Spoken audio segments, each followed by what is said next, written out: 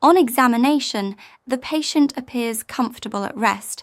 The pulse is irregularly irregular, consistent with atrial fibrillation.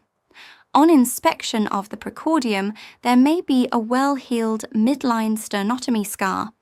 On palpation, the apex beat may be displaced depending on underlying ventricular remodeling. On auscultation, the first and second heart sounds are present without a metallic click, in keeping with a tissue valve.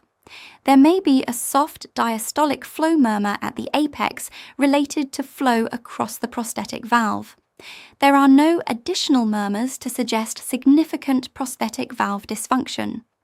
Overall, the findings are consistent with a tissue mitral valve replacement in a patient with atrial fibrillation. I would like to arrange baseline clinical observations, a 12-lead ECG, a plain chest radiograph, and an echocardiogram, along with baseline bloods, including a basic metabolic panel and thyroid function tests. I would also like to check if they are on any anticoagulation.